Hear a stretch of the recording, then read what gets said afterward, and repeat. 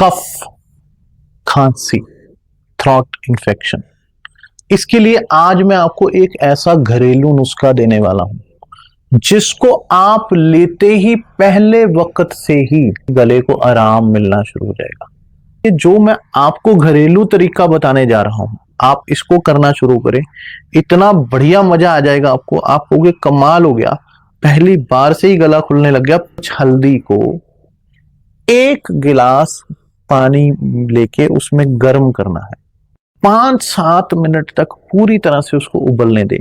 उसके बाद उसको छान कर जो छना हुआ पानी है गर्म, उसमें 10 बूंद नींबू की निचोड़नी है। 10 चम्मच से हिला लें। ये आपकी दवा है, ये आपकी हल्दी वाली चाय बन गई। अब आपने इसे चाय की तरह ही पीना है पूरे गिलास को।